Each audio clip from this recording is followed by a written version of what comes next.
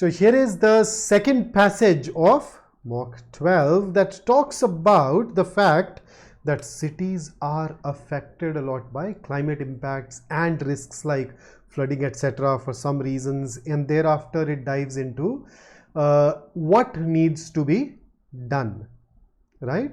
So the second paragraph talks about the siloed response, though some cities have managed to do better.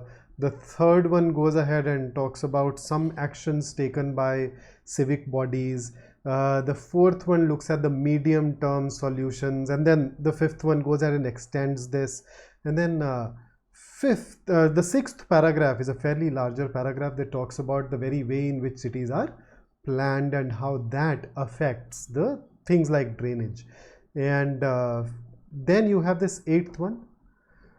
As our cities expand to become impervious concrete jungles, less places for water to flow, which is essentially a continuation of the key idea introduced in the previous paragraph. And finally, this moves towards being India specific, right? So let us dive into the questions. What is the primary objective of the author in this passage? Now, I very firmly believe that the options can at times make a particular answer choice easy or difficult. In this case, options made it really very easy because we know that the passage focuses on how to make cities better braced, better prepared for climate impacts and things like risk of flooding. Now, if you look at A, if you look at B, if you look at D, they are not even talking about cities. C is the only one which talks about cities. So ridiculously easy, and that is why C should be the right answer. Okay. Now, B could have been close to analyze the disruptions, but then disruptions in the city plus what can be done, right? So that prevention part is not mentioned in B, and therefore I think it's a safe bet that we can opt for C as our answer. Let's move over to our next question now, question number 6. Which of the following assumptions is implicit in the author's main contention in the passage? So what is the author's main contention? Cities are high-risk categories when it comes to climate impacts and things like flooding. We need to take actions to prevent it, right? So A, climate change is an inevitable and inexorable fact of life. Is it acting as a premise in the main contention? The passage does talk about climate impacts and things like flooding. Does it even talk about climate change? So that is where, so it does, but then it is not, even where it does, it is not really talking about the main contention. It is not acting as a premise for that main contention, so this can be ruled out. B, the disruptions of extreme weather events can be prevented with proper planning and action. Now, this is a foundational assumption. When the author says, hey, we can prevent these, the assumption is these can be prevented. We can prevent these through preparation and planning. The assumption is we can prevent these things through prevention, through planning, action. Okay, so this is a very foundational assumption. In fact, if you looked at my discussion of the fourth question of passage 1, I talked about foundational assumptions a little more there. You can go ahead and check that as well now that you are here. So B is definitely an assumption. C, villages and towns are not feeling the effects, irrelevant, out of scope of the argument presented in the argument. The argument is talking about cities.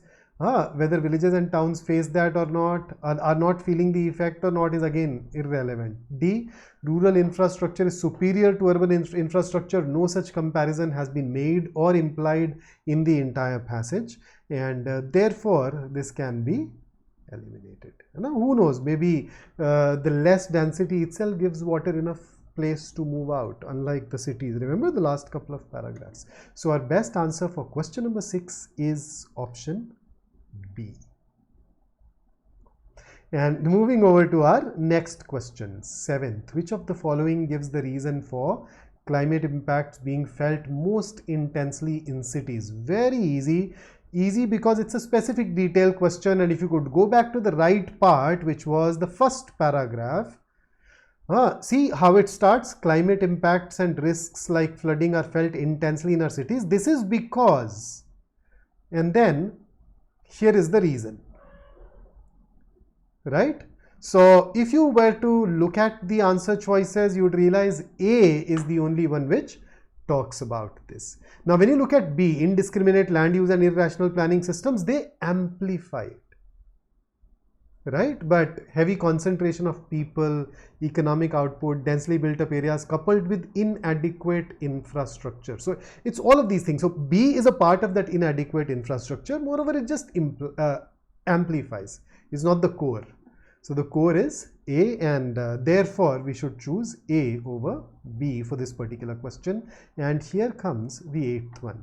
Which of the following can be inferred from the second paragraph of the passage? So let's have a look at the second paragraph once. Because of these complex interacting factors, traditional siloed response to the climate crisis are doomed to fail. Yet city and state administrations have successfully implemented several common sense climate adaptation and food response measures. Now, if you look at the second paragraph, then you go to the options, you'd realize, see, common sense responses could be effective. Many cities have done that. It means that those responses can turn out to be effective, and therefore C is something that is definitely true. A cannot be determined on the basis of the second paragraph. B should not be, it does not say that they should not be, we don't know, so can't say. Administrators in cities do not use the common sense approach. False. There are some cities where they've definitely used it, and that's why our answer to question number 8 on the basis of the second paragraph should undoubtedly be option C. So that's passage number 2 for you.